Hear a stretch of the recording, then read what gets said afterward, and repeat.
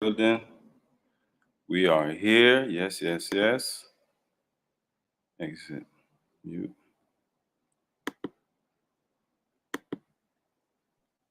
Have to put banner on the bottom.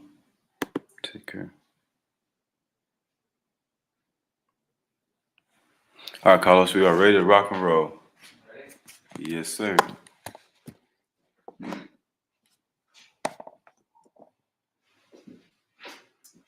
of fact,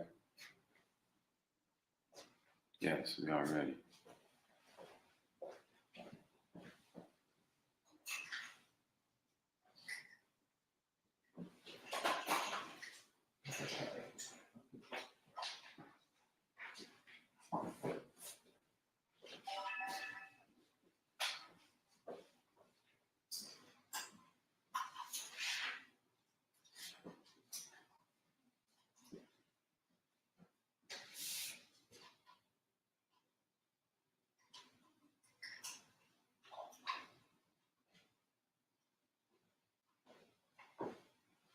Make sure we are on airplane mode. Okay, perfect. All right. The lighting is on point. And if you think the lighting is too bright, I think I can dim it. Actually, nice. Wow. That's it. Yeah, no. This is better. All right.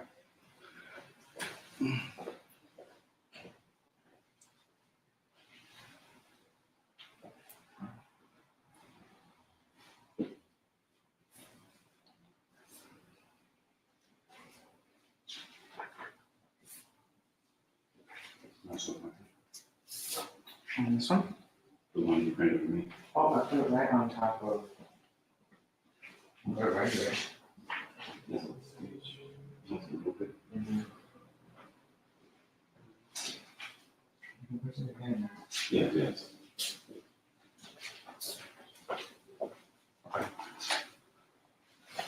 Whew. Beautiful museum here.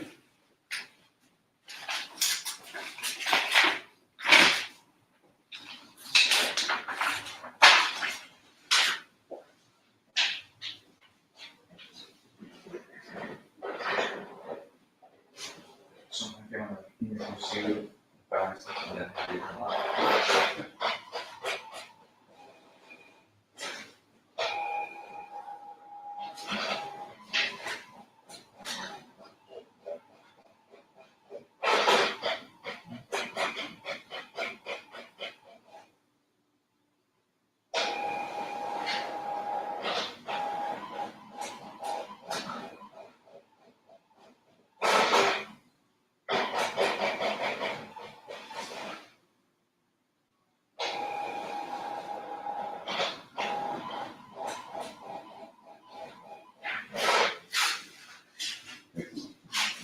Yeah. Okay.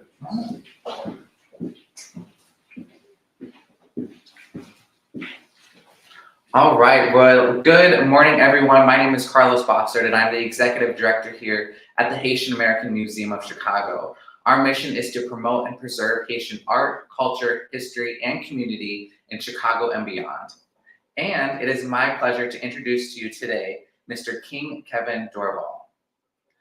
There is nothing that I want more than justice and humane treatment for Haitian people in the United States and Haiti, the original land of the free. Quote by King Kevin Dorival. King Kevin Dorival, also known as Uwa Lubachor Kuhumiza, which means the king encourager that finds the way, is an Afro-Haitian hero born and raised in Fort Lauderdale and now resides in Georgia, a dream come true.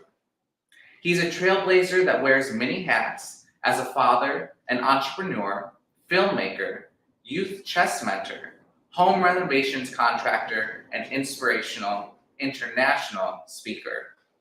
He graduated from Florida Atlantic University in 2005 with a bachelor's in political science and minors in marketing and world history. As a bona fide keynote speaker and writer, He was part of the immensely successful London's 2017 Kings and Queens book tour and authored 3 divinely inspirational nonfiction books. The first, The Winner in the Mirror, Activating Your Superpowers, Mind, Body, and Spirit, a life skill and mental makeover book to help provide people acknowledge and embrace their divinity. The second, The Courage to Believe, Never Give Up, Keep Moving Forward, an inspirational autobiography about Brother King's faith, victory, and preserving. And lastly, 7 Types of Queens Kings Desire, a compare and contrast of ancient queens with women of today. Brother King Kevin is also a grassroots representative for Haiti's current affairs, policy changes, and historian. He focuses on the incredible victory and teaches the valuable lessons from Black leaders, such as those throughout ancient Africa to modern day leaders. Especially those brave souls of the Haitian Revolutionary War, led by one of the world's greatest heroes, statesmen, humanitarians, and military leaders of all time, General Toussaint Louverture. He is also the founder of the nonprofit organization Courage to Believe International, Inc., established in 2010 with roots in Fort Lauderdale, Atlanta, and Haiti. With a team of passionate community volunteers in South Florida, the organization implemented the following key programs: the 7th annual Black on Black Crime Solutions Panel and C2B Youth Chess Club and Mentoring Program. In 2023, the Queen Rosette Pierre Creative Arts Youth Center and Museum will open its doors as a safe haven for brilliant young minds to reach their fullest potential. Their goal has been to circumvent the school-to-prison pipeline of Black youth one community at a time by teaching the youth their true, glorious history, how to think and move ahead with the game of chess, and to become entrepreneurs and authors by writing and filming their stories. Currently, he has a thriving new company in Atlanta that is based on renovating and making homes and businesses safe from water and fungus, Sky Clean Air Mold and Water Removal Services, LLC. As a certified water damage restoration and mold remediation technician that service all of Georgia. For more information on how you can support or shop with King Kevin Dorival at your service, please go to www.divinebooksанdarts.com and or www.kingdorival.com.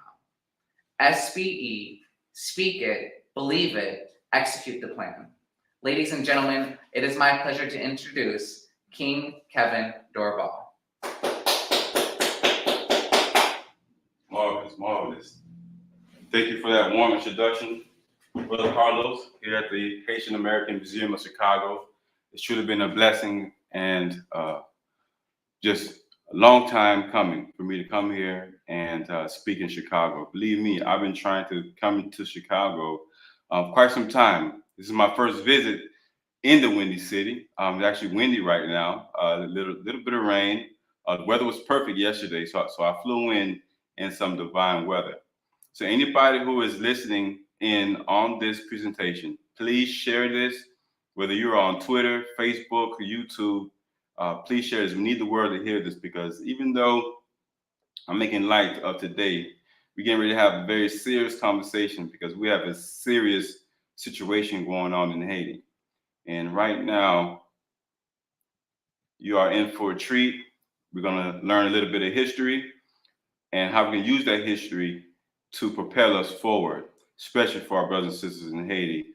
Many who, not all, but many who are suffering as we speak. So please share the video, however you do it, text, social media, etc., etc. And there will also be a question and answer segment towards the end. So if you have any questions, please, or comments, feel free, and we'll do our best to answer them all. And Carlos, if you can, I don't know if you would be able to see my YouTube at kevindorival.com. Any of my videos will take you directly to the channel, and I would like for just in case people are asking questions that we can answer them, or you give me notice and I'll do my best to answer them. I appreciate that. Man, Carlos is a good brother. He's been helping me since last year when we had a presentation with Hammock. And please come visit this beautiful museum. I'm going to give a small tour towards the end of this so you guys can see the beautiful artwork of our Haitian brothers and sisters. And they're getting ready to move to an even bigger place. So I'm catching them at the grassroots level. Now, what I'd like to start with is a moment of silence for our brothers and sisters, those who have passed away due to the recent shootings that has been taking place in several cities around the country. So, and also those who are struggling and suffering in Haiti. So just a quick moment of silence.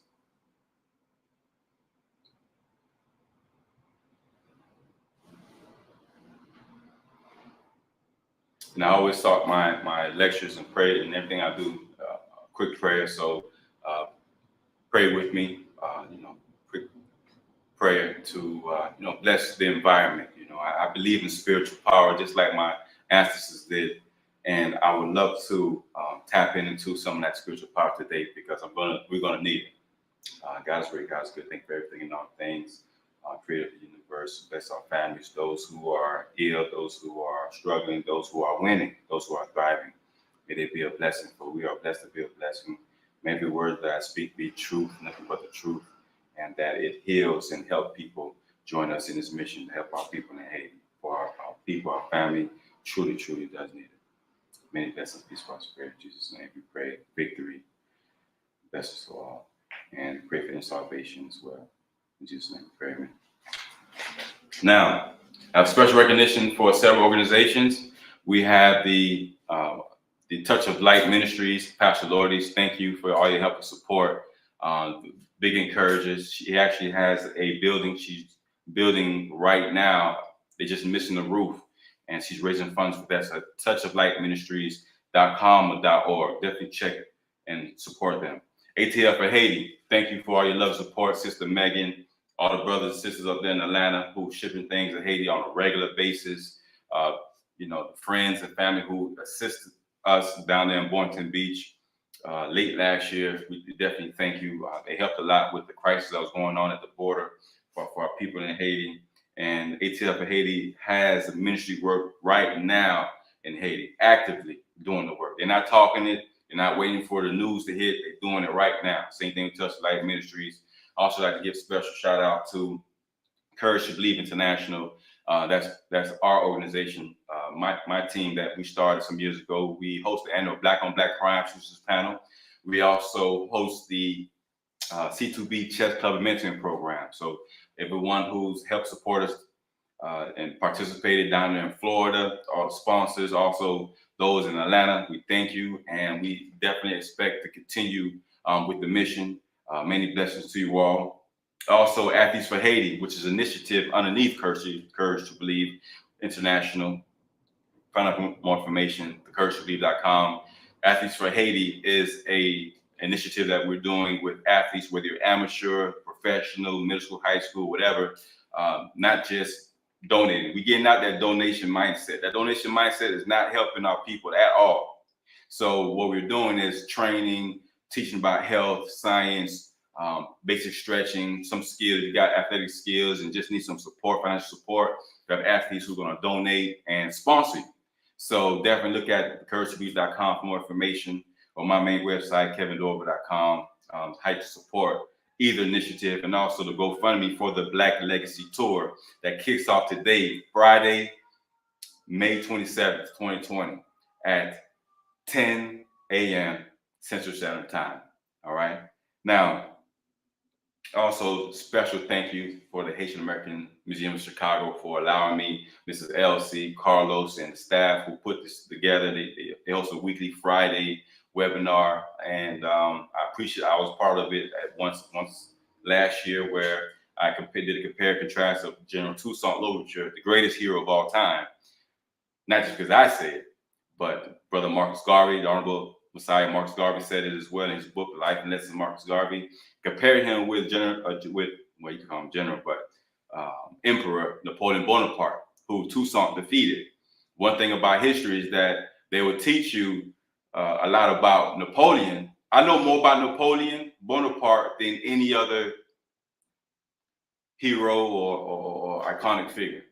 I can literally give you a lecture without doing any kind of research, not lifting up a book or paperwork or file, anything. I can just straight off the top of my head tell you so much about this man, but I know very little about General Toussaint Louverture. You know, and over the years, I developed a taste to learn about Toussaint because I want to get connected with my people, which I'm going to connect you guys today. Now, I wanted to stop the ongoing war against Haiti that's been going on for over 200 years. My next book, Carlos mentioned my first 3 books, but my next book is called The 200-Year War of Haiti. And for those who are wondering why am I dressed in a suit and I have locks, right? I asked my daughter, I'm going to get into that.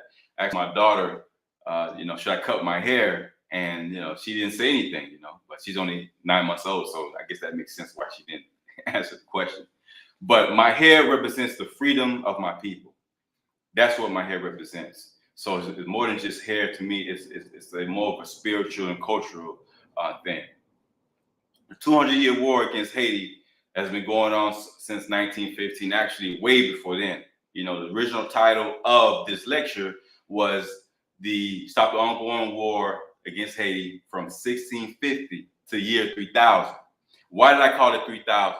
I call it 3000 because if we don't do anything other than just look good, drinking cremas all day, enjoying our leggings, sauce-fry, D Blanc, D Collet, Bon Peze, y'all know what I'm talking about in this Haitian Heritage Month 2022. The bars, we having all this good time. We're looking fly. We're showing how much we've prospered as Haitian people, as Black people. But our people are suffering. So I'm make a special request to everybody who can hear my voice today. We're gonna need to stop all of the partying. We're gonna need to stop everything I just listed and put all energy, all hands on deck to protecting and providing and securing the future of Haiti. As I stated, if we continue with all of the entertainment, with all of the having fun, what's going on in Haiti is going to happen for another 1,000 years. Haiti, as we speak, is suffering mentally because they've literally created a tent mentality. United States and France created a tent mentality to where they've crippled our people. Generally speaking, not every Haitian this falls under this umbrella. There's quite a few who are doing pretty good for themselves. And a very small percentage is doing amazingly well for themselves because they were handpicked to succeed while others would be oppressed, just like other African countries. But we must today find out how we can help Haiti. And know how you can help Haiti? Pastor Lourdes of Touchlight Ministries, I mentioned that, she has an orphanage she's building in Haiti. She's been doing work for decades in Haiti, beautiful spirit. And she also helps women get jobs and teach them different trainings and how to survive, which is great. Handing out clothes and food, which is excellent. And there's dozens, if not hundreds of organizations like hers. NGOs, non-governmental organizations, has been taking advantage of the situation in Haiti, and they're filling up their pockets. I'm going to get into that in a little bit.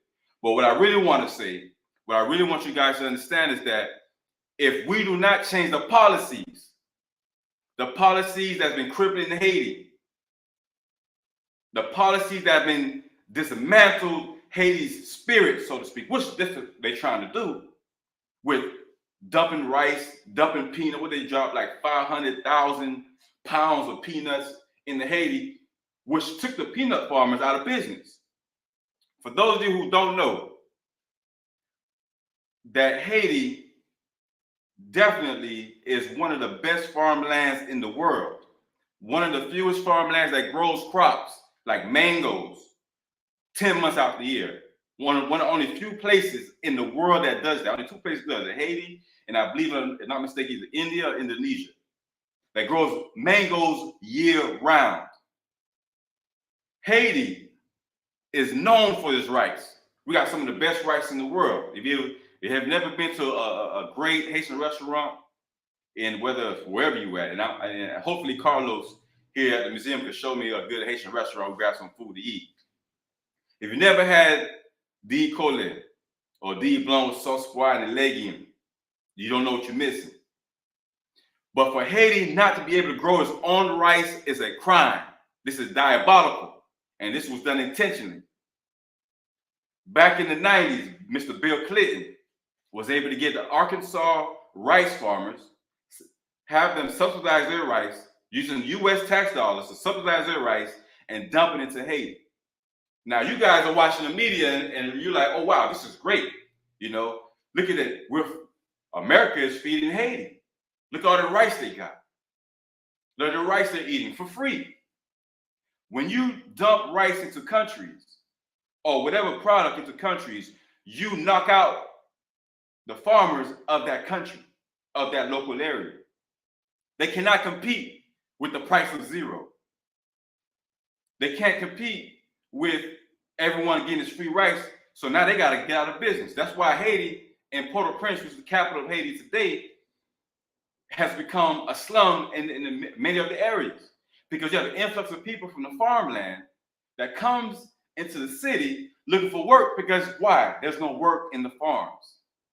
The business has been run out.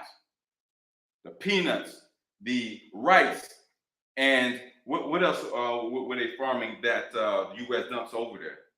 There's a few other things, but plantains as well. Joël Moïse, who was a plantain farmer, they call him Bunna.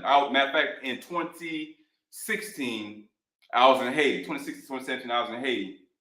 And I'm just chilling up there where the Battle of Vertières took place, the last battle against the French, when Haiti defeated French's army, Napoleon's army, due to leadership of people like Jean-Jacques Dessalines, King Henry Christophe. And they're relaxing. I get into their history later on. You guys don't know about that, but that is the greatest achievement of Black people in modern day history. But you're not going to hear about that in the history books in America, especially with the critical race theory. I was there, relaxing with my cousin, SNL. If you tuned in, thanks for your support. Thanks for getting my back up there in Haiti and showing me around. And because we was on our way to this place, the Citadel, which should be one of the 7 wonders in the world. But you know why it's not listed as 7 wonders of the world? Because it was built by Black people. This is the only fortress of this size and magnitude, about 2,000 feet in the air on top of a mountain, a fortress that's still standing today. This was built in the 1800s.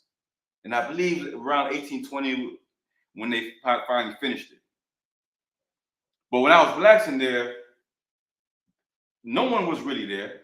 All of a sudden, thousands of people flooded the area of Vertières, where the Battle of Vertières took place. Like a statue about the forefathers and foremothers of Haiti was, General Toussaint, Dessalines, King Christophe, Pétion, and also a couple of women, if I'm mistaken, was on the statue, humongous statue. If you follow me on Instagram, you've seen it before, which is at Courage to Believe, number 2.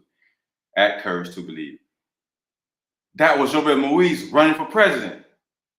1,000 people. I mean, it was unbelievable. And I thank God I had my camera. I was already recording something else, the statues I just mentioned, and just how beautiful the scenery was. And all of a sudden, Jovenel Moïse is on a microphone running for president of Haiti. Now, as you all know, he's been assassinated, which is obviously an international plot, because there's Colombian and American people involved. A couple of Haitians was on the team. I mean, these mercenaries came in and literally bum rushed where the president was living. For the lack of security, I definitely, have a lot of suspicions regarding that, but this is not about that. And I would love to get to that conversation, but not today. But what I will say about what happened to President Jovenel Moïse is that it was a crime shame. I truly believe that he was trying to turn the tables for Haiti, making deals with other countries. which is against the rules of the U.S. and France.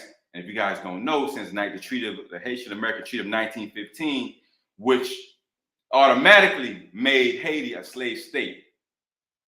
Haiti has been colonized since 1915, actually since 1650 by the French. But moving forward, after they won their freedom, 1915, under President Woodrow Wilson, they unofficially colonized Haiti.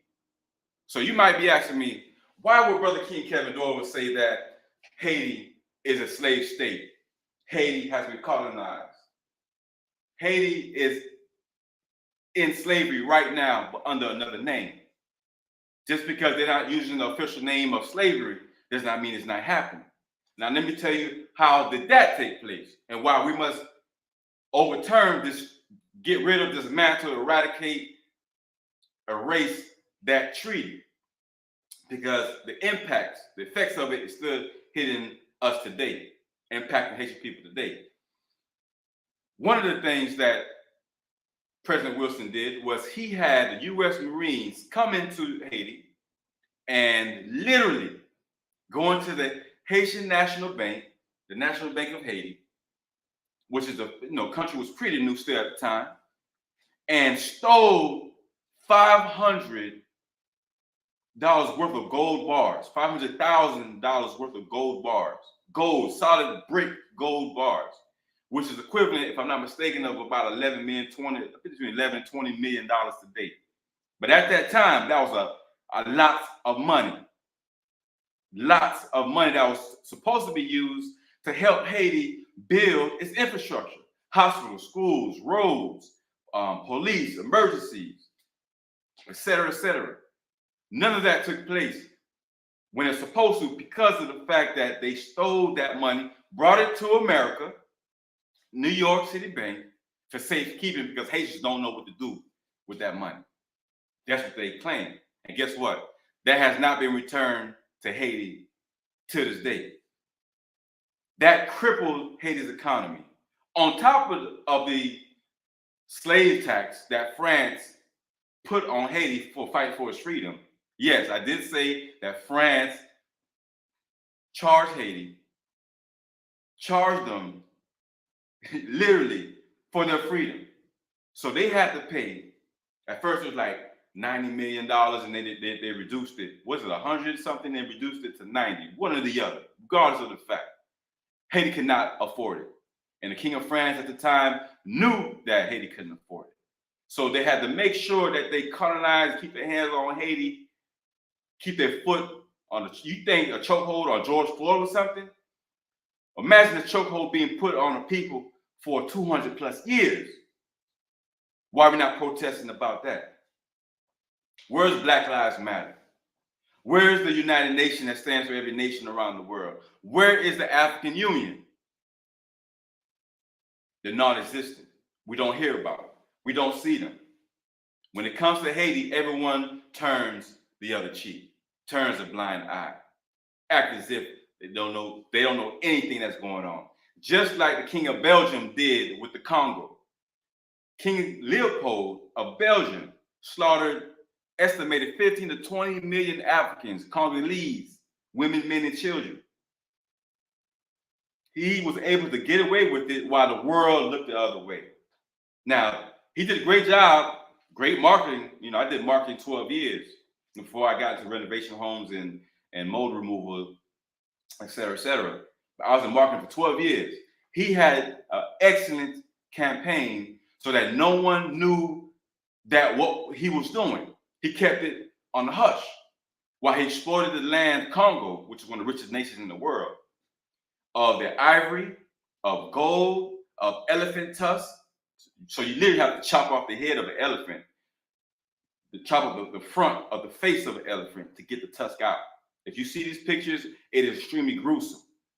There's a good documentary you can watch and a book by Mark Twain called Red Rubber, White Wealth. They literally slaughtered these people to gain their wealth and riches. In comparison to Haiti, the United States is equivalent to King Leopold of Belgium, to what he did to the Congo. That's what the United States has been doing for a much longer time than what he was able to do over in the Congo, what they're doing in Haiti right now. There was an earthquake in Haiti in 2010. As a matter of fact, the first country that I was supposed to have visited when I got out of the United States, because I've traveled all over the US, was Haiti. But in January 2010, I couldn't go to Haiti because of the earthquake. So a group of us decided to go to Jamaica instead. It was either going to be Bahamas or Jamaica. People chose Jamaica. Now, the earthquake killed estimated 250,000 people. 250,000 people, Black people, Haitian people, and a few, white Americans, people from different countries was there. And it was a scale 7 on the Richter scale. Major, major, major earthquake. Completely dismantled Haiti. Literally broke Haiti down to the core, even cracked the palace in Port-au-Prince. Many areas of Haiti was affected by it. To this day, some of those parts still are broken up. The citadel that you see here still stands. That's how strong, and it represents, this is the icon of Haiti. The reason why I bring this up is that President Chavez, who CALI airport, which is where my family is from, which is where the citadel is in the city of Milot, which is in the suburbs of Cap Haiti, CALI. People call it the Cap. There's different names for it. As a matter of fact, the Cap used to be the capital of Haiti once upon a time. I think they changed it to Port-au-Prince 1771, if I'm not mistaken.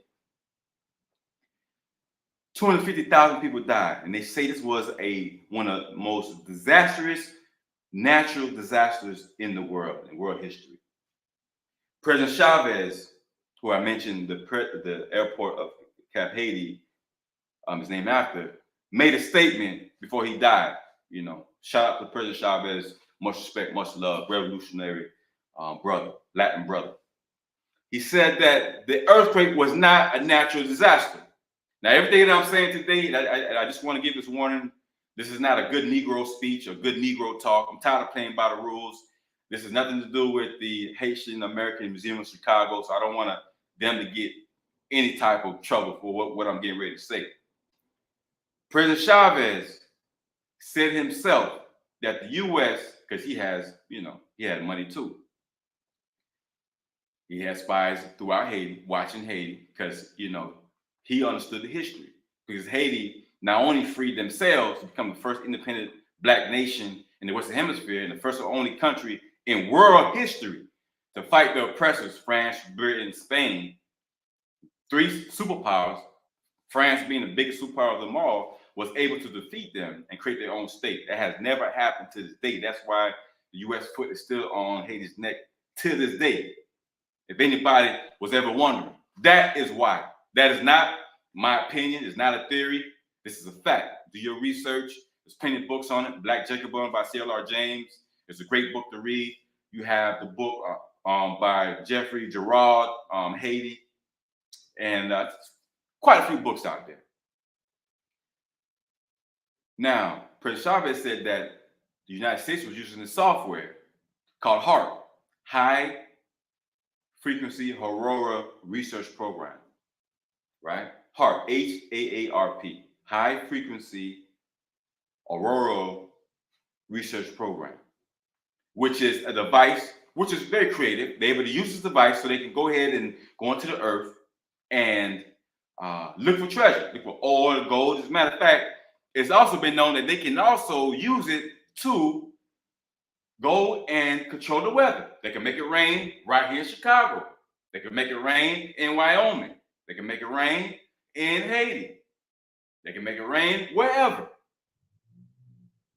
This is a U.S. Marine tool that they use to search for natural resources. So you have to shake the earth a little bit in order to do that. What I'm saying, ladies and gentlemen, there is a very high chance that the U.S. used this software to shake up Haiti, looking for the gold, looking for the oil. Why do I say that? And I was saying this before President Chavez was saying it, because President Chavez made it known globally when he made this speech. because he loves Haiti. Matter of fact, he gave Danny Glover,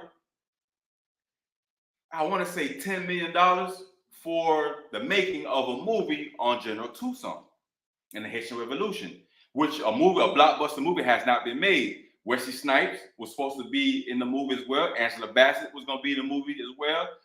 Don Cheadle, because they all was already filming. We kind of slowed it down when Wesley Snipes got some legal troubles. You know the story. And I hope they still do it. But it seems like the movie has been killed. Because not only did President Chavez donate to the movie, Oprah Winfrey donated, a few other wealthy people donated towards the movie, but it still has not been made. And guess why the movie has not been made? Danny Glover said himself, because it does not have any white heroes. So Hollywood would not support it. But you don't need the support of Hollywood. He could have did it himself. Because Danny Glover's grandmother's Haitian, for those who don't know. And the reason why I bring this up is because they blocked that movie, or he allowed them to block it, because if he really wanted to, he would did what Tariq Nasheed did. You know, go underground, hit the chitlin market, get the movie filmed, and go ahead and sell it yourself independently. Plenty of people have done it. Spike Lee has done it. Plenty. Tyler Perry has done it. I'm gonna do it. So why he couldn't have done it? Now the same blockage that did to his movie, and this press release that I had just released yesterday. I'm not going to mention the name of the company, but I was charged $300 to send the press release. And the title of the press release was the Black Legacy Tour, King Kevin started Black Legacy Tour to stop the inhumane policies against Haiti.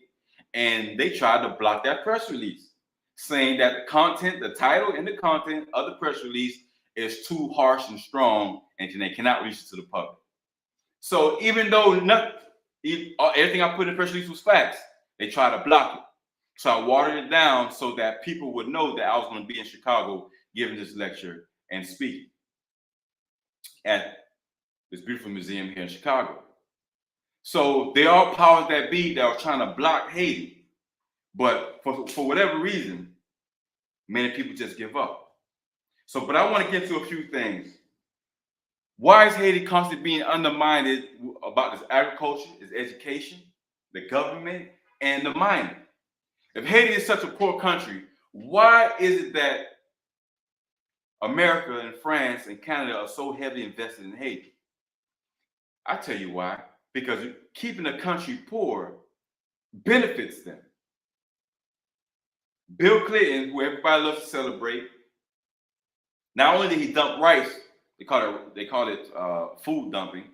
Not only did he dump rice into Haiti, but he was able to also get President Aristide, in order for him to get into power, in order for Aristide to come back after exile, that he had to sign a document that he would not seek subsidies to help Haitian people in the education, that he was not going to seek money for support of educating the people or the development of Haiti.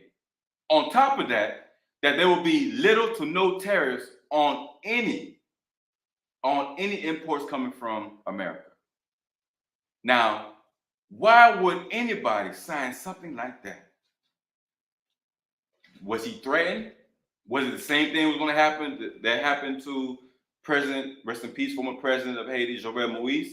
He got killed. Supposedly he was supposed to sign some document. He didn't want to sign it.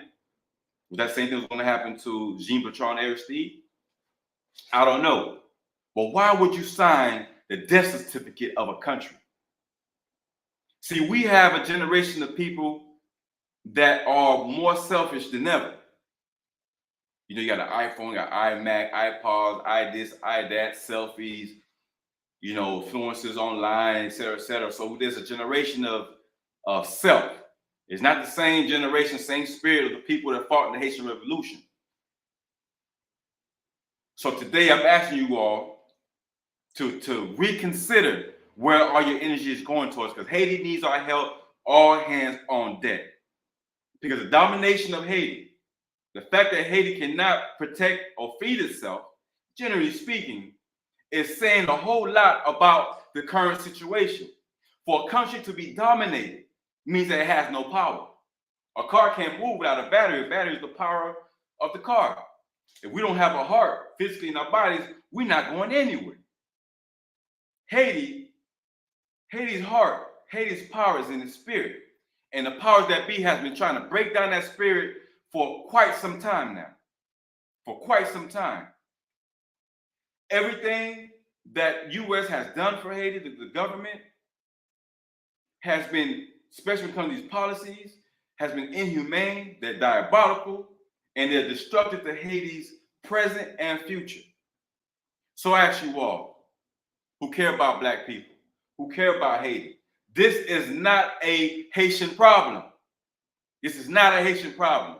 So get that thinking, get that consciousness out your head. This is not a Haitian problem. I repeat, this is an African problem. This is a Black problem, a Black issue. It's going to take everyone's effort to help turn the tables around. Haiti has all it needs to be successful, ladies and gentlemen. That's exactly what I'm telling you. Haiti not only has very fertile grounds to grow whatever they want to grow, but Haiti also has natural resources. I mentioned that earthquake, right? 2010. Coincidentally, 30 days later, you can read on Washington Post, New York Times, Chicago Tribune, Atlantic Black Star, you can read about how coincidentally, 30 days later, they find all this natural gold, oil, and resources. That's why I believe what President Chavez was saying. And I was hearing about those rumors that Haiti has been experimented on, using chemtrails in the air, dropping pollution in the air, the shaking up the ground, looking for oil and gold. They've been doing this for quite some time. Did they know it's going to kill 250,000 people? I can't say that. What I can say is they never cared about Haiti. Haiti and Haitians are nothing but niggers that speak French when it comes to European powers, the powers that be, white supremacy. It's been recorded. When they came into invade Haiti in 1915 to 1934, they lived 20 years. They killed 15,000 Haitians. Now, according to military history, you look in the books, they're going to say 3,000, 2,500, 3,000 people died. But when you talk to Haitian historians who were there, about 15,000, up to 15,000 Haitians were killed, slaughtered, women, men, and children. Some of them were innocent. Now, there were some resistance fighters like Charlemagne Perrault, who was assassinated by the Marines because he stood up and he was getting the people up. He was getting the people to fight back, And what happened was they used a Judas. There's always a Judas. They used a Judas to go infiltrate, find out where he was, and U.S. Marines came, shot him in the heart, tied him up to a door, literally tied him up to a door. You can see this picture. You can Google it.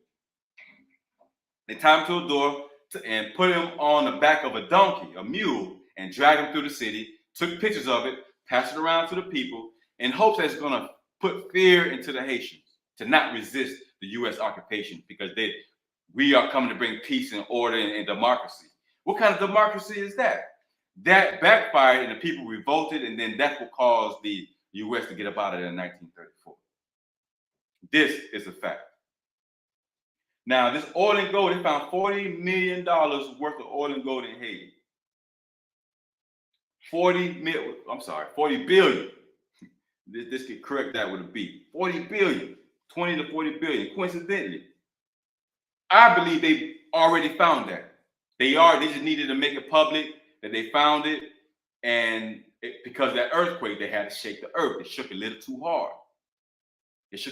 hard. And found what they're looking for.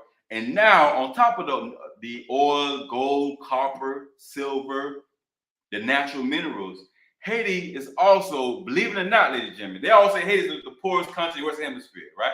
How many people have heard that before? Heard that rhetoric. I've heard it all my life. And guess what I found out? Haiti is not the poorest country in the Western Hemisphere. Haiti is possibly the richest country in the Western Hemisphere. Haiti has something called iridium. And this is why some people consider Haiti to be the real Wakanda. And if you really you watch the Black Panther movie, you know about Wakanda, and they had that uranium, whatever that metal was called in the movie, that everybody was fighting for and they kept the top secret. Haiti is the #2 producer of iridium. Iridium is the strongest metal of the world. It's worth 3 times more than gold.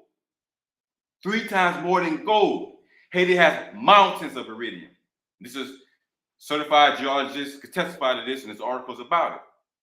Haiti has mountains of it. And how much ask me, how much is iridium? How much is it worth? What's the value of iridium? Iridium is actually worth $6,000 an ounce. $6,000 an ounce, and Haiti has mountains of it. And guess what? A ton of iridium is equivalent of $19.5 million. 1 ton. Haiti has tons of it, hundreds of tons of it. So all the answers to help Haiti bounce back is in the land. But in war, if anybody who understands war, anybody who ever studied war, watched war movies, read war books, took any history courses and learned about war, in order to win a battle, not just talking about, shooting guns and bombs and all that good stuff. Well, not really good stuff, but you may have an enemy in the workplace, may have an enemy in your neighborhood. I don't know. But in order to defeat an enemy, you have to take away their strength. And Haiti's strength is in its soil.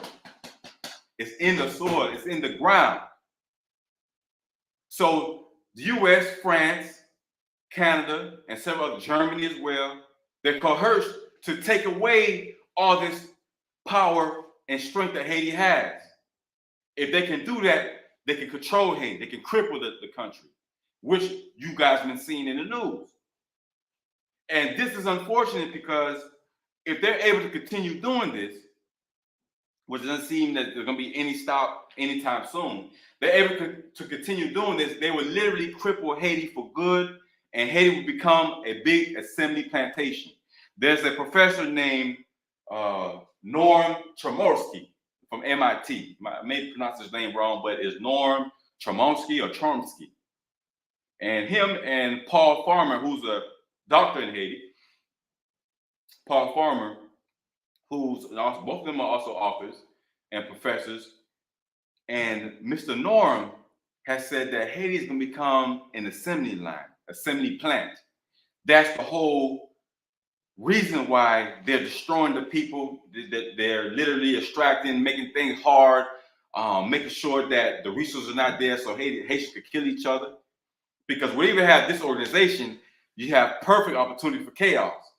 It's a perfect storm for chaos, which is what we're seeing. The gangs taking over. People can't really even drive down the road. Nonprofit organizations got to take helicopters to fly from here to there in order to give food and help to the people.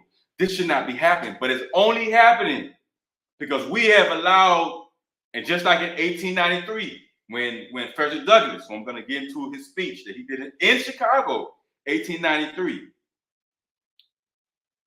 he was begging people to come to Haiti. He was like, man, Haiti is a beautiful land. Look at these people. They're vibrant. They're lively. The women are beautiful. The men are strong and healthy. The children are smart. There are opportunities for business. He was promoting Haiti like his life depended on it because he couldn't believe what he saw.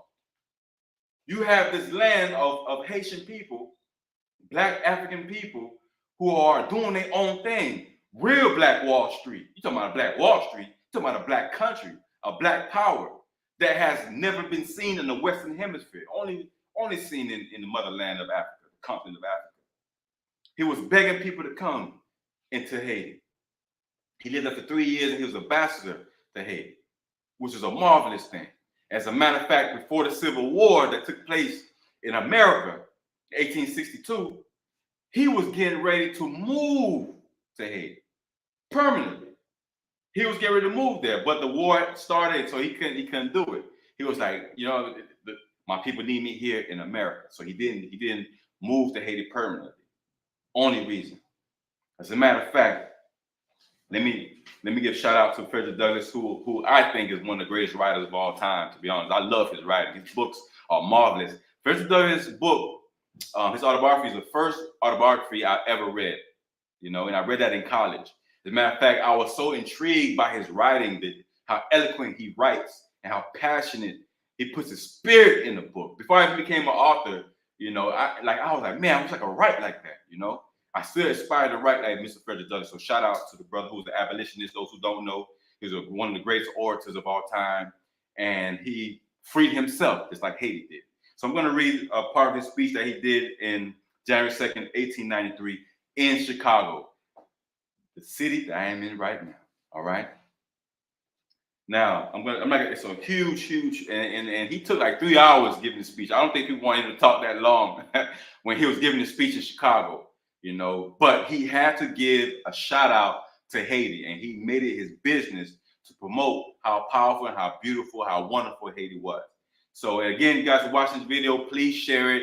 I don't care if you're not Haitian. I don't care if you're white, if you from Irish or Ireland, whatever, Latin America. You watching this video, please share what I'm saying, because people need to hear what I am saying regarding Haiti and what we can do to help Haiti. I'm going to get to some solutions, not just the problems, but solutions, tangible solutions, proven solutions to get Haiti back on the right track. The way General Toussaint Louverture, the greatest hero of all time, white, black, yellow, whatever, the path he was taking for Haiti before he was robbed and kidnapped of that opportunity, I'm going to share with you how we can do that.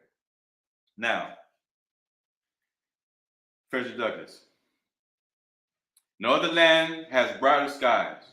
No other land has purer water, richer soil, or a happier, diversified climate. This is Haiti he's talking about, y'all.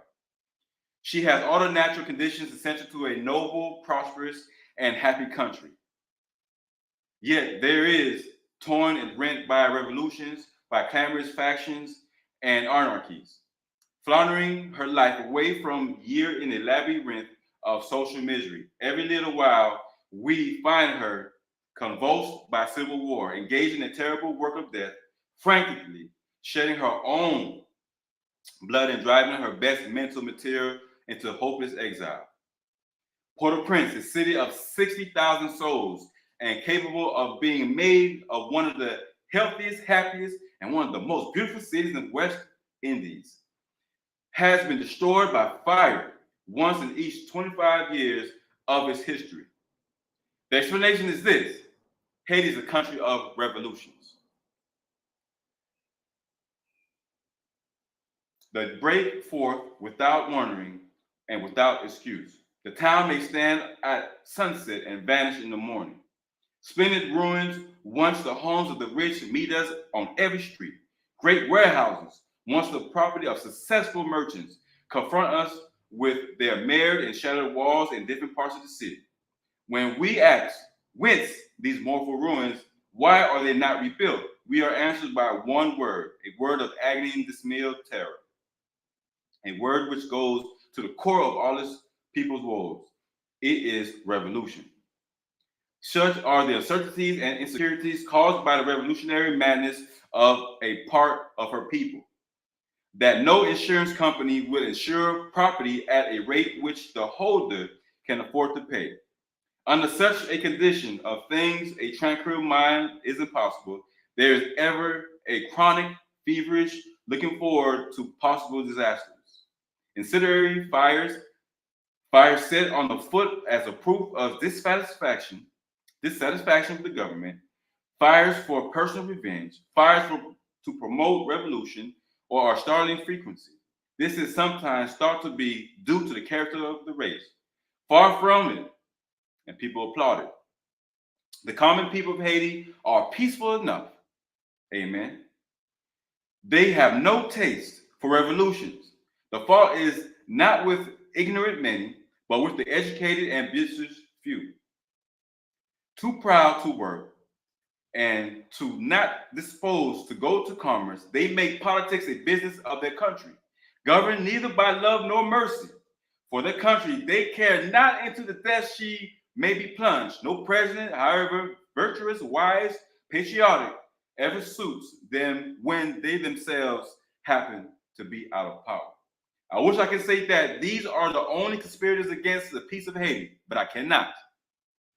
They have allies in the United States. Recent developments have shown that even a former United States minister, resident, and consul general to the country has considered against the present government of Haiti. It so happens that we have men in this country to accomplish their personal selfish ends with fan the flame of passion between the factions in Haiti and will otherwise assist in setting revolutions afoot. To their shame, be it spoken, men in high American quarters have boasted to me and the ability to start a revolution in Haiti at pleasure. They have only to raise sufficient money, they say, with which to arm and otherwise equip the malcontent of other factions to effect their object. Men who have old munitions of war and old ships to sail, ships that will go down in the first storm, have an interest in stirring up strife in Haiti. And this continues to this day. That's why you see the gangs right now, that's pretty much taking over the country. There's no government. How can you have government when Bill Clinton made sure that no tariffs be paid on the exports to Haiti? Imagine any country or anybody shipping some things to the United States and not gonna pay no taxes, no tariffs. You crazy. You finna go to jail or get shot in the seas because they have the power. Now, thanks to Dr. Amos Wilson, who has been my mentor since I've known of the name. As a matter of fact, I started my nonprofit after reading his book called Black on Black Crime, Black Self-Annihilation in Service of White Domination. Now, Dr. Amos Wilson died back in the early 90s, I believe 1991. He wrote several books. He's a Pan-African child psychologist and historian and political scientist. If you never watched or never heard of Dr. Amos Wilson, do yourself a favor. Google that name, Dr. Amos Wilson, and look him up.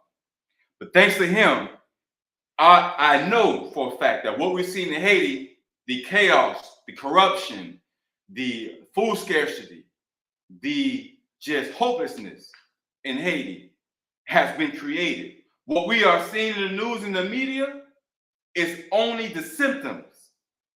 So I was on a radio show this Monday this past with Gwendolyn Stokes of On Point with Gwendolyn Stokes and WOAOK,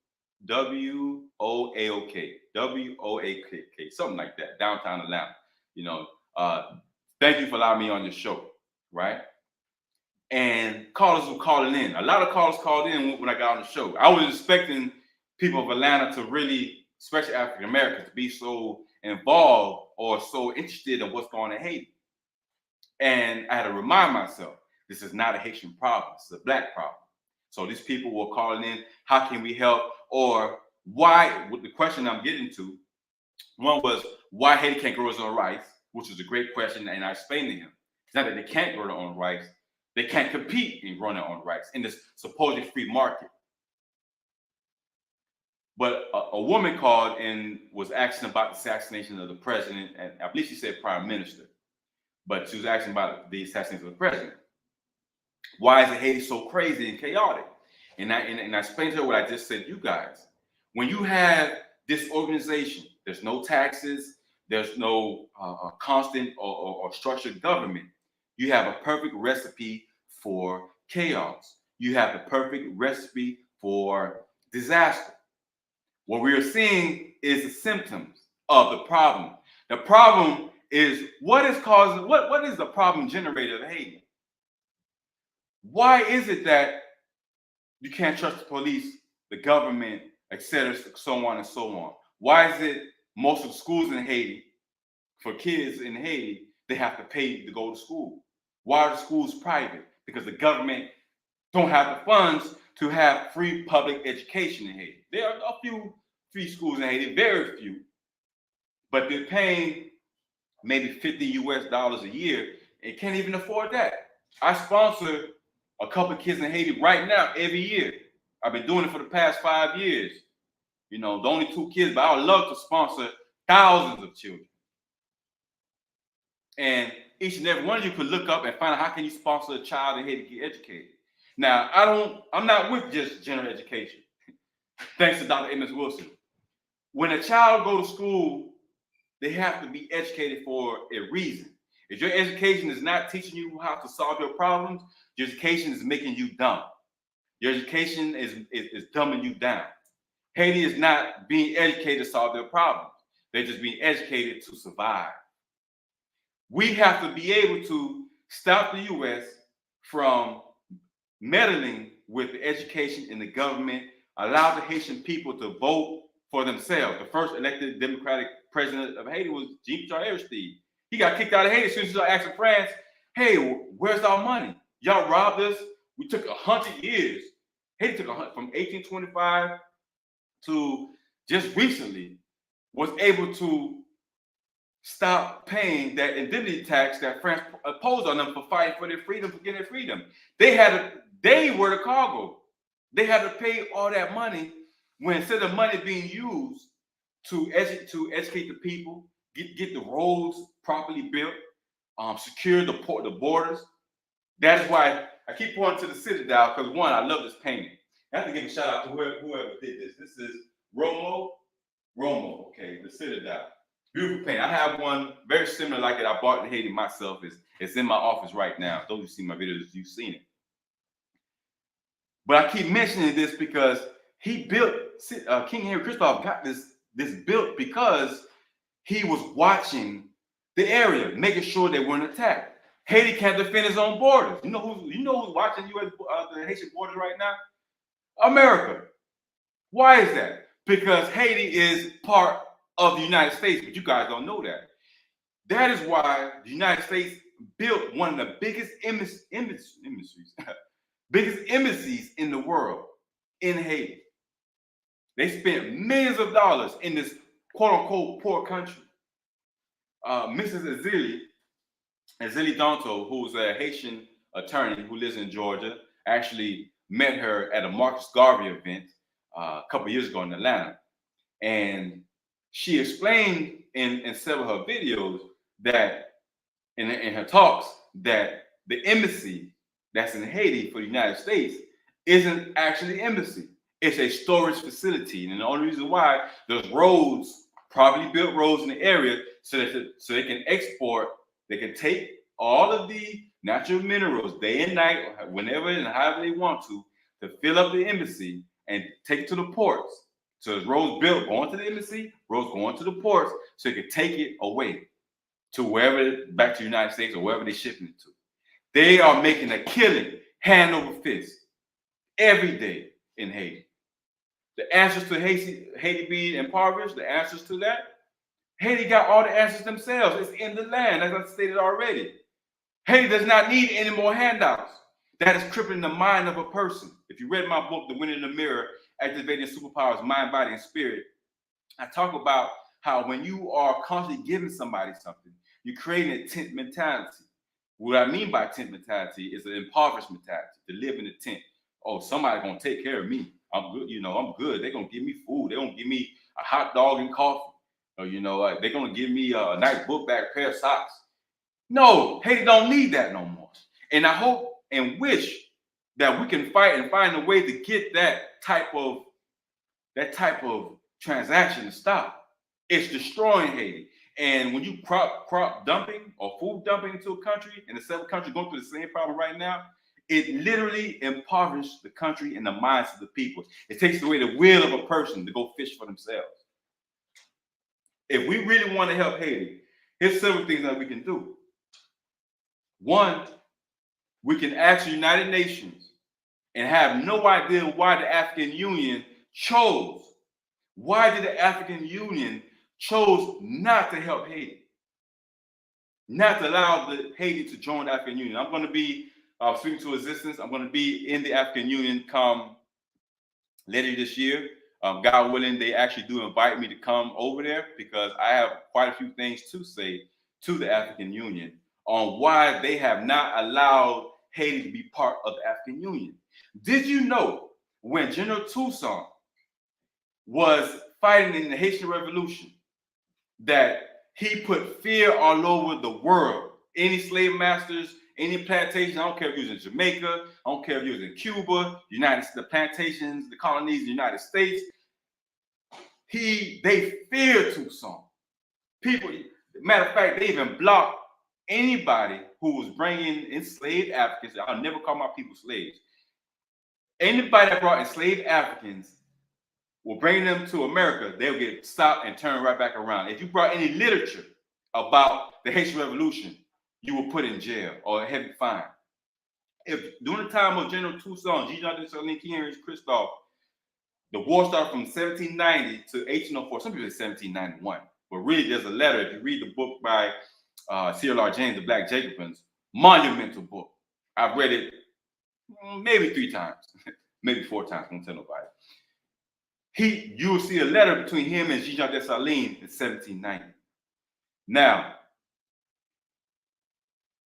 Toussaint was getting ready to do something very powerful. He was getting ready, and this is a special message to the African Union itself. He was getting ready to bring his top soldiers, top 100 soldiers, to the slave ports of Africa to fight the Europeans on the ports of Africa. That's why he's a superhero. Toussaint and the leaders of the Haitian Revolution are the true life avengers of the world. But white supremacy has successfully blinded us or made us put a deaf ear to this information. And we don't know about it. But there was once upon a time when people in America, believe it or not, during the Jim Crow era, when schools were segregated before the 1954 Brown versus Board of Education ruling, when schools were segregated,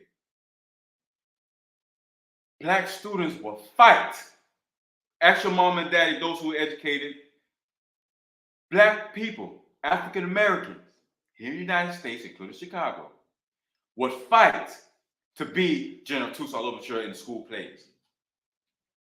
Schools are all black only. So they had none but the truth was being taught. So they knew all about General Toussaint. They would literally fight to play General. Imagine African Americans, and many of you ridicule Haitians. We forgive y'all because you were made stupid by this education system. So I know it's not your fault. I know it's not your parents' fault. But I'm telling you right now, as we speak, they used to fight to play General Toussaint Louverture. They even also was fighting if you can become General Toussaint to become Jean-Jacques Dessalines. If you couldn't be Jean-Jacques Dessalines in the school play, then the next great thing was King Henry Christophe, who was the first only king ever of Haiti. I found that very fascinating. And Dr. John Bracy, I believe he teaches in Boston. I forgot what school he's a university professor at. But Dr. John Bracy gave a wonderful, wonderful, wonderful lecture on how Haiti has turned to conditions that it's in right now. You know, and he stated, because he's from Trinidad, and also C.L.R. James from Trinidad, they're both from Trinidad. He was saying that the way we look at Haiti today has been purposely programmed and manipulated to the people. That's why people are brainwashed through the media. Hitler did the same thing. He made the German people look at Jewish people as the devils, when the Germans were themselves the true devils. So we are looking at Haiti as this poor country that can't feed themselves and are struggling to survive, when the fact of the matter is that Haiti is none of that. It's a great and beautiful people. Haiti has always been able to stand on all 10 toes and do its thing. They fought the French for 12 years. Frederick Douglass was begging and asking people, asking us to move to Haiti. If you were able to escape the plantations of America, this is how much love General Toussaint had and Jean-Jacques Dessalines had for people. They didn't care where you came from. If you were enslaved and you can escape those plantations, find your way to a boat, whether by swimming or sneaking onto the bottom of a ship and get on the ship and get to Haiti, as soon as you touch those lands, you was free. As a matter of fact, in 1915, when Woodrow Wilson changed the Constitution during the occupation of Haiti, 1950, 1934, as I mentioned earlier, they changed the Constitution. Toussaint put in the Constitution every man, the first Constitution in the world that says this. Even the United States Constitution, who was written back, I want to say 1776, 1779, even their Constitution didn't state what Toussaint put in his. Anybody who is free, anybody who is born in Haiti, you are born free in this country. If you can make it to Haiti, you were free. As a matter of fact, Dessalines used to taunt Thomas Jefferson, you know, by actually offering to pay $30. And it's a lot of money back then. That's probably equivalent to $300, maybe $3,000 back then. He wouldn't pay $30 for every enslaved African to bring them into Haiti and be free. Matter of fact, Toussaint used to send French men or white men, whether it's from wherever they was from, could be from Germany, France. There was some cool Frenchmen that was down with the cause now. Even the United States, the second president, John Adams, did business with Toussaint. George Washington, John Adams, and Thomas Jefferson. They all three were doing business with Haiti, even while there was not even acknowledging their freedom. Now, when Toussaint would send ships to America and put Frenchmen to act as if they were going to buy enslaved Africans, gave them money, bought the enslaved Africans, and freed them in Haiti.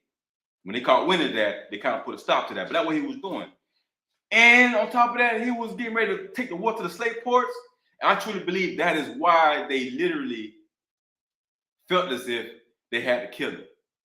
People say Marcus Garvey. The Honorable Marcus Garvey is the first international criminal or fugitive of the law. But truth be told, it was really General Toussaint Louverture, because of what he was doing and how he inspired people in revolutions all over the world. Even Nat Turner, Denmark Vesey, their revolutions were inspired by the Haitian Revolution. And so many others. Even in Venezuela, he freed, South America, the revolutions down there, Toussaint inspired all of that. But so how dare we sit back today in 2022? How dare we sit back and not show love to Haiti? How dare we sit back and not support these initiatives? This tour I'm doing, the Black Legacy Tour, Stop the War Against Haiti, Inhumane Policies of Haiti. This is an initiative that should be supported. There's a GoFundMe link. I'm definitely going to post it wherever you at. If you find my website, you're going to find that dead center, the flyer, dead center. You can click on it, raising $20,000 so I can go ahead and continue traveling. I'm here in Chicago on my dime. There were some people who donated, so thank you. We raised about $100. I just started GoFundMe just a few days ago, but about $100. But this trip did not cost $100. But I had to start here in Chicago for several reasons. One of the reasons is because Chicago was founded by a Haitian man, Jean-Baptiste de Sable. He discovered Chicago. So I had to start it here. Next will be Boston. After that, it'll be Oakland, California, Los Angeles, California. After that, Houston, also New Orleans, Tampa, Florida, Miami, Fort Lauderdale. And eventually, I will get to New York to go back to the United Nations. I was in the United Nations a few years ago, be back to the United Nations and the African Union in New York City. I must be heard by the African Union and the United Nations. If not me, then God willing, someone from our organization, because they may feel like I'm too controversial, but I can keep it clean. I just want these policies changed because our people deserve a lot more than that. They're trying to steal up spiritual power. What makes us strong? What makes us strong is what keeps us alive. Some of you, your artwork may be what keeps you strong. Some of you, it may be your daughter or your son that keeps you strong, keep you going. Some of you, unfortunately, it's money that keeps you going.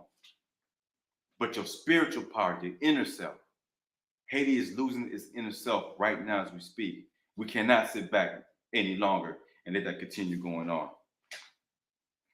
And I would also like to mention that if we do not do something significant to change these policies, and that one policy I mentioned was not the only policy, there's several policies. It wasn't just the act of Haitian American Treaty of 1915. There's an Agricultural Marketing Agreement Act of 1937, which allows the USDA, to limit the amount of food that goes out into the country. They're able to control that. Now, reason why that is important is because if entrepreneurs don't see opportunity to make money somewhere, even in their own country like Haiti, then there's no business going. The farmers and entrepreneurs are not going to do business there. thanks to this act of 1937. Another thing I would like to see change, the U.S. Food Security Act 1985. This heavily subsidized rice started in the first place. This is what we need to change. I would love to see that change. I would love to see that eradicated. There's another act I'm going to bring to your attention. As a matter of fact, not necessarily an act, but we need there's somehow they're able to block the education of the children. How can we stop that from going on? How can we get the funds to the teachers in Haiti so that the schools can be built and for free? If there's no taxation of the shipments that go into Haiti, and by the way, 80% of the imports into Haiti are from the U.S. 80%. Haiti is barely shipping anything out. Everything is coming in. So they're crippling the economy with all this BS food, this cheap, bleached white rice. Now, here's the solution. I've been speaking for about an hour now. I definitely love to have a bottle of water that's in my book bag and or maybe some water somewhere. But I tell you what, though, the reason why I fight so hard for my people is because I know what is happening.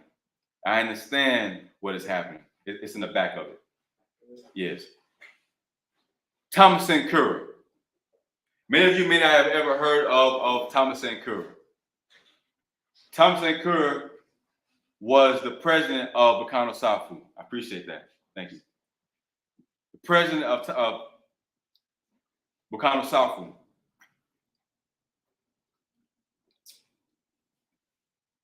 Now, before it was Burkina Faso, it was another name, but he changed the name.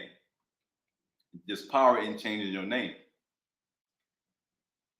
Now, what made Thomas Sankara so special and so important, and why I'm comparing another country in Africa? I already mentioned the Congo, Africa, Congo. But what happened in Burkina Faso, you guys are gonna find very, very fascinating. Thomas Sankara was able to turn his country around from one of the poorest countries in Africa, and all of Africa, all 53, 55 countries in Africa, one of the poorest countries in Africa and the highest illiteracy rates. When he became president after a coup, one of the youngest presidents, period, in the world history, came to power in his early 30s. This is what he did. And this is what Haiti must do. And I want you guys to listen to me loud and clear. Thomas Sankara was able to kick out all the foreigners that had businesses out the country. It might seem a little harsh, but listen to what he was doing. The reason why he kicked these foreigners out of the country, the business owners out of the country, was because he wanted Burkina Faso, which means the land of the upright man, or the upright man, or the righteous man.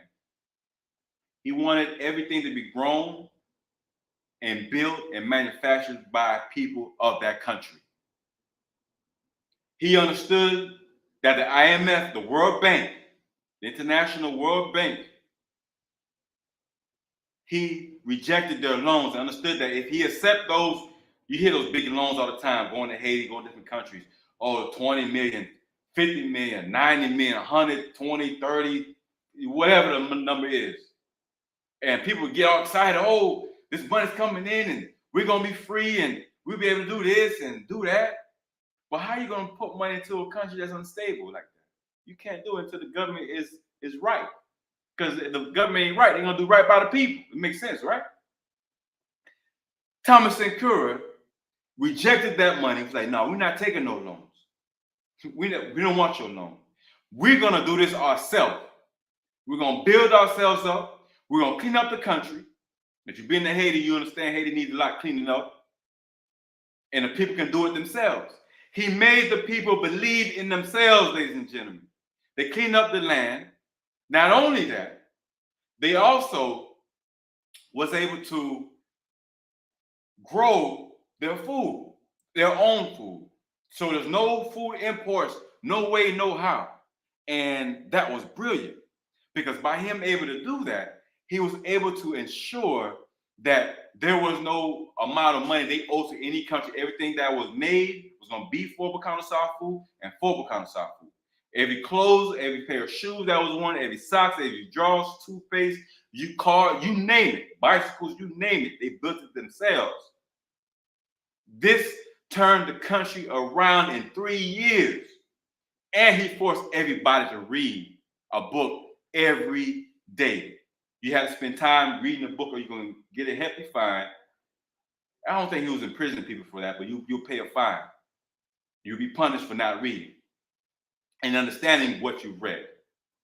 Not only did he do that, he made sure everybody in his cabinet, and I do mean everybody, that you had to get rid of Mercedes-Benz and BMWs and Volvos and Audis. There was no high-riding, high-rolling limousines. There was none of that. Y'all gonna carpool. It's gonna be an economical car.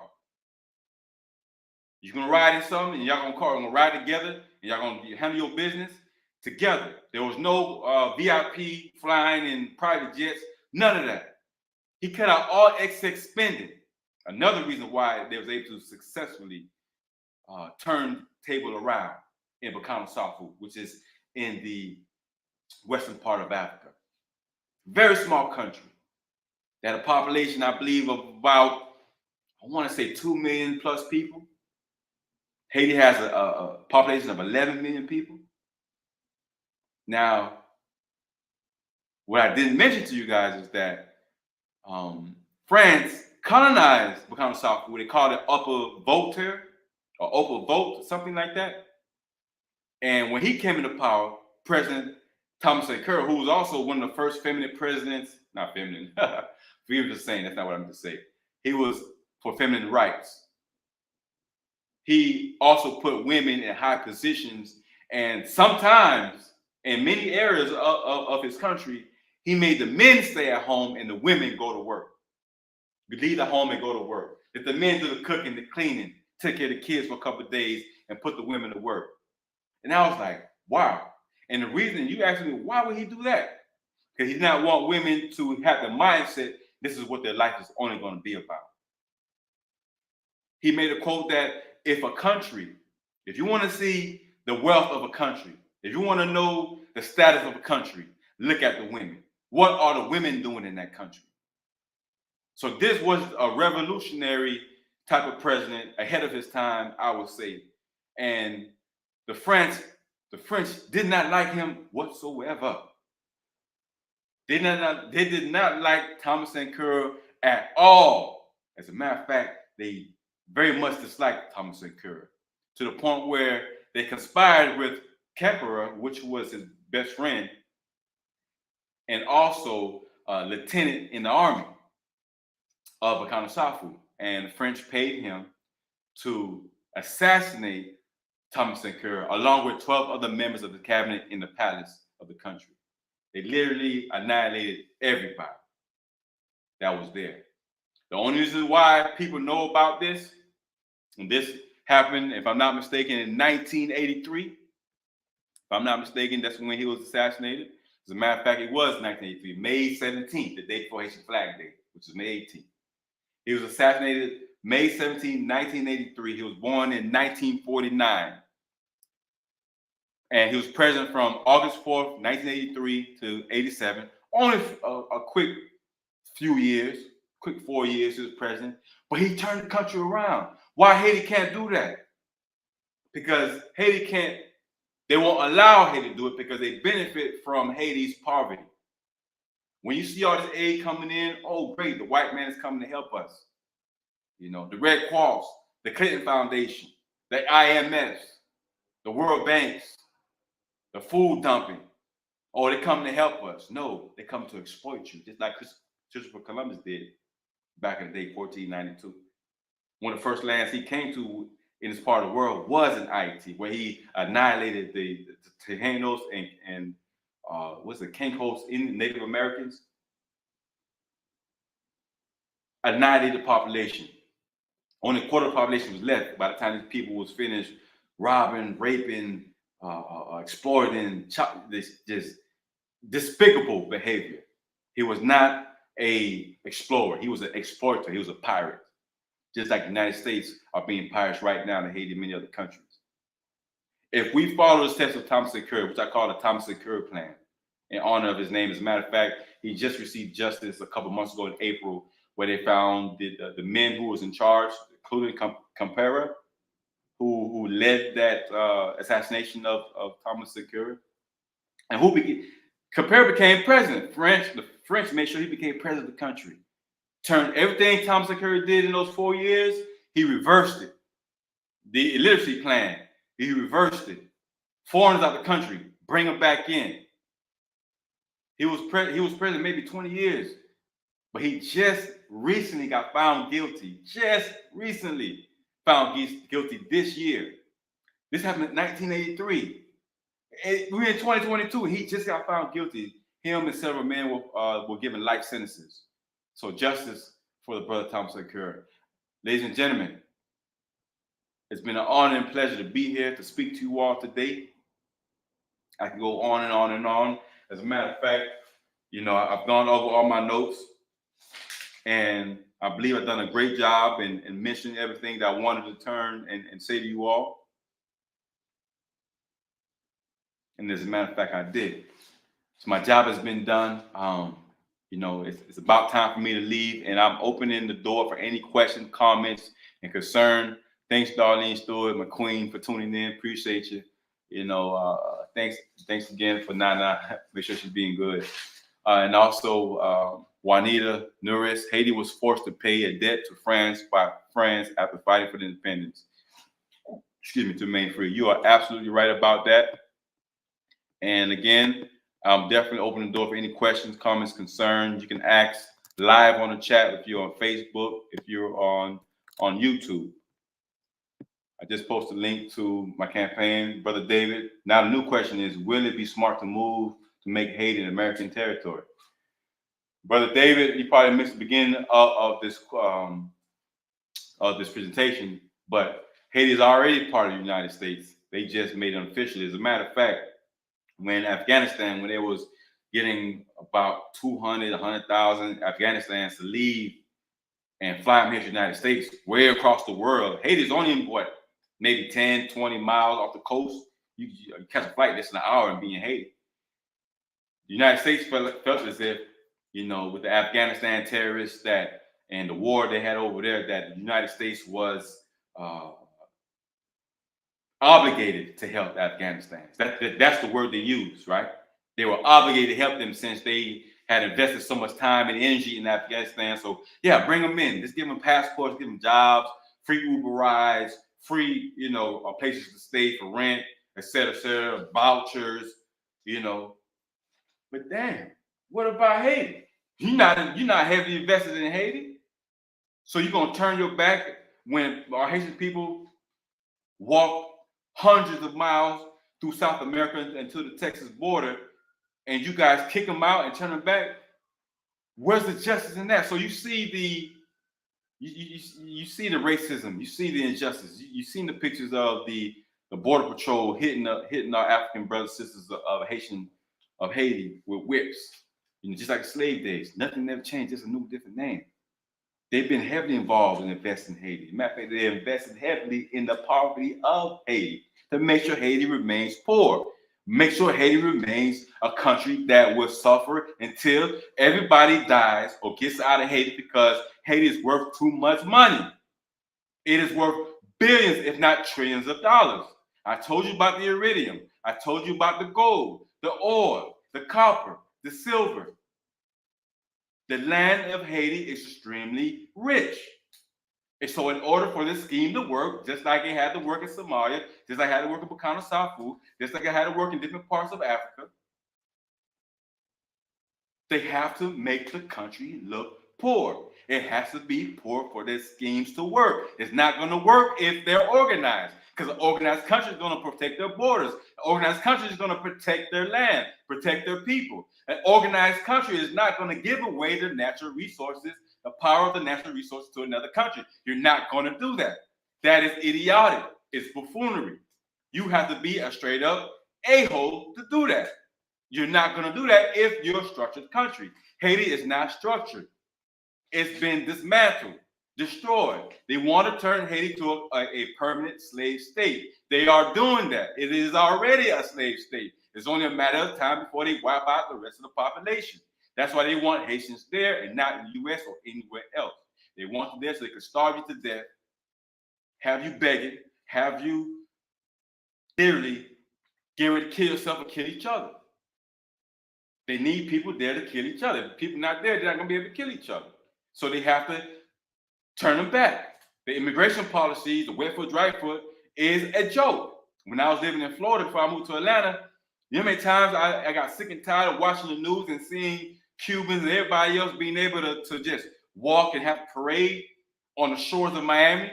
But when Haitians come, they get sent to Chrome, get sent to jail, locked up, don't even have a due process of the law. It is against the law to not give people due process when they get on the land. That is illegal. U.S. is doing it every day. We cannot continue turning a blind eye. Our people need us. Our people are starving. This is a humanitarian effort.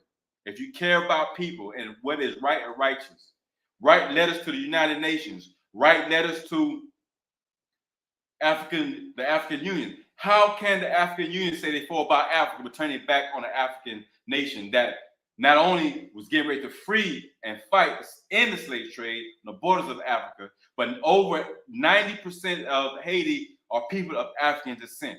So that shows you that the African Union is a puppet of the Europeans, of America, of the different parts of European superpowers, white supremacy. This must be dismantled. The African Union is not for African people. It is a puppet. They fired Dr. Shrimbury when she asked for, because there's 14 countries right now, as I speak, in 2020, 14 countries paying France reparations for their freedom. Right now, as we speak. Dr. Shrimbury, she spoke about that. She was the president of the African Union. When she spoke about that and made it public, to have France stop doing what they're doing, guess what? She got fired. She got fired. So not only strike one, they reject Haiti from being part of the African Union.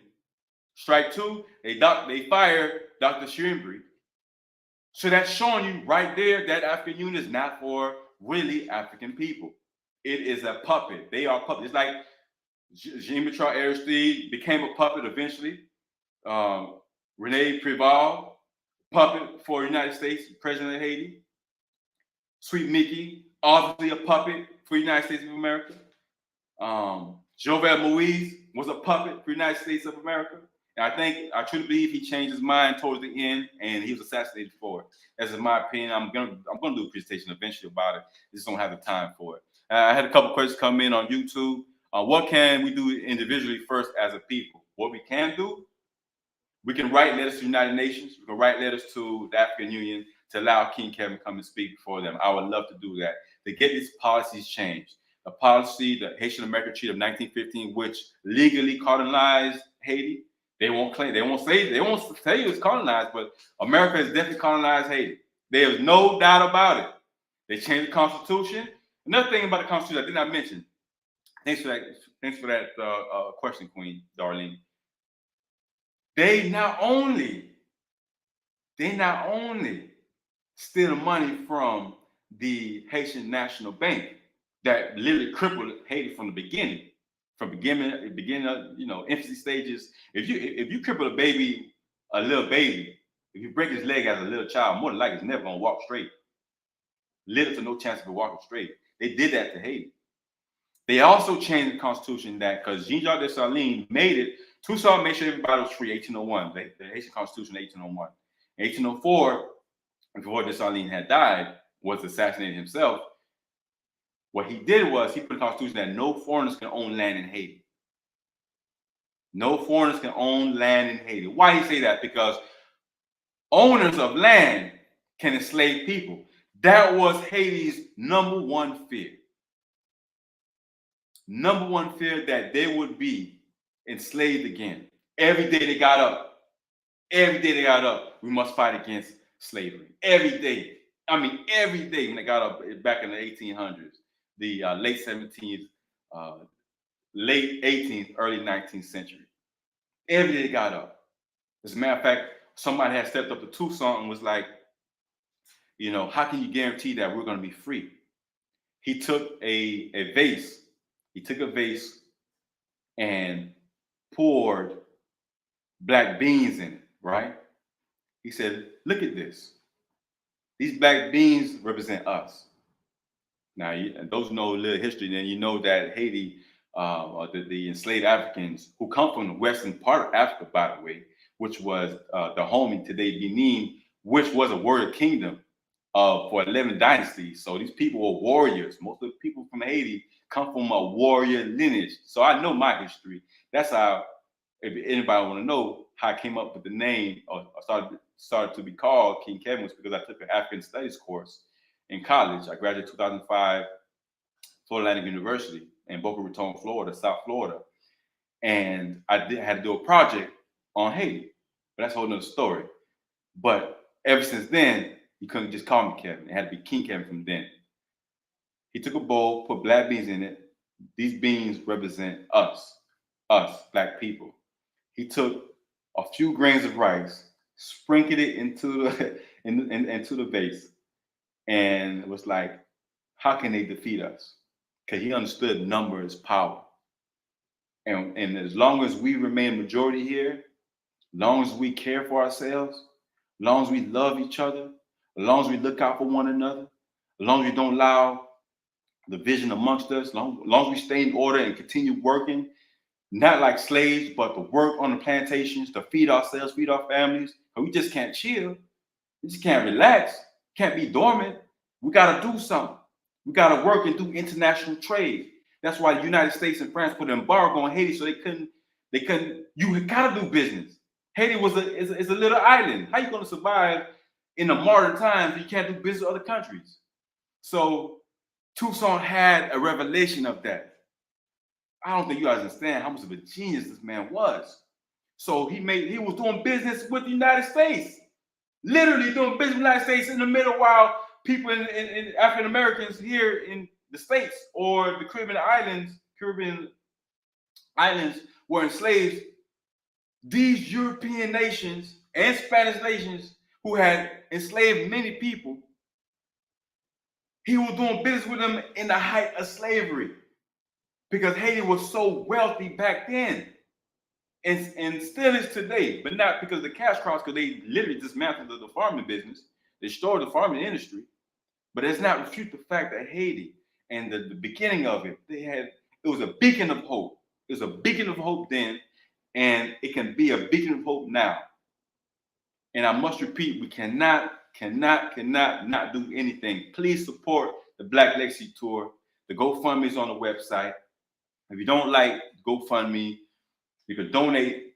You can send your tax deductible checks. We do have a 501c3, Curse to be International, to P.O. Box 150071, Atlanta, Georgia 30315.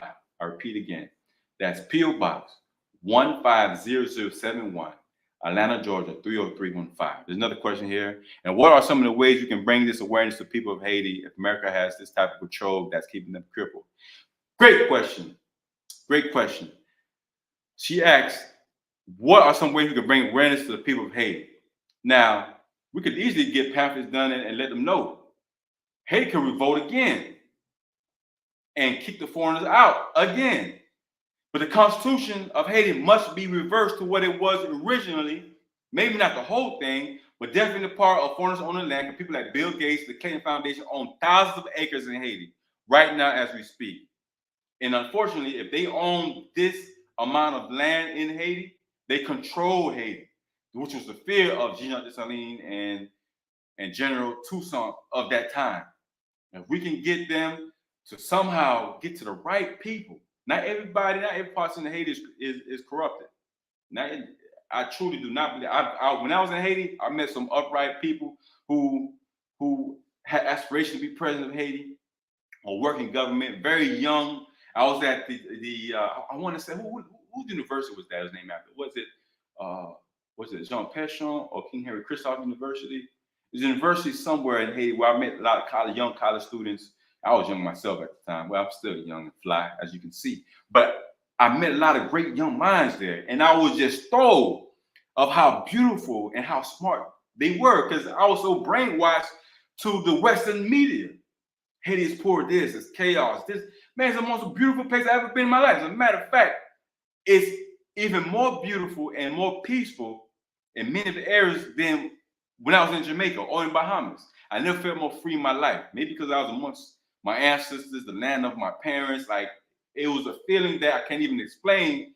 And I felt so good about it. I felt great. I had fun. I danced some compa, ate some Haitian food, network, went to the City Down. I was not gonna leave Haiti, but I was going to see the City Down. I told my cousin, and it was raining that day, but it stopped for a good hour just so that I can go and walk that hike and see what my ancestors built. I had to see the place. I had to buy the painting. Another question I see: do you think our people know how rich Haiti is? No, I know they don't know how rich Haiti is. And at this point, it's like having a treasure chest in your house. It don't have the keys to it. If you got the treasure chest, it got billions of dollars of gold bars in it. But if you can't access the treasure chest or that safe, it means nothing. And so people in Haiti, they don't know. They know a little something is there. I've seen interviews of people talking that they've seen people digging things and digging into the earth.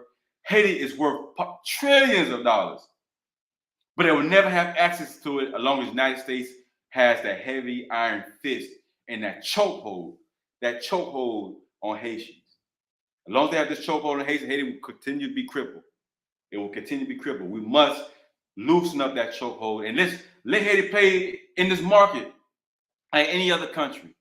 Allow Haiti to be able to be in this free market, to compete. You can't compete with rice that's cheap or peanuts that's just literally thrown into the country. People are going to eat it. And guess what? Diabetes has gone up because of this cheap bleached rice. They even slaughtered the pigs. All the pigs in Haiti were slaughtered by the U.S. because they claimed that the Haitian pigs had the Asian swine flu. And so they killed the pigs of Haiti, and then brought in these other pigs. I want to say they came from Iowa or Idaho, and dropped off these pigs over there. Man, Haiti didn't need that. So as long as we allow them to have the power and control, Haiti will continue to suffer, and we must stop that. Ladies and gentlemen, please definitely support King Kevin, my website, kevindorival.com. GoFundMe is on there. As I mentioned earlier, going to Chicago. Well, I'm in Chicago. I'm going to Boston, Oakland, California, Houston, Texas, Tampa, Fort Lauderdale, possibly Miami as well, and New York to speak at the United Nations and African Union, and wherever else. If in any cities I did not mention, New Orleans as well. If I didn't mention your city, I'm more than happy to come give the same presentation to you guys there. And I just want to show a little bit of artwork that's going on here at this library. You see the painting back there? For those on YouTube, that's a painting of Jean-Jacques Dessalines, and you have King Henry Christophe. I'm going to come a little closer so you guys can see. And of course, General Toussaint Louverture.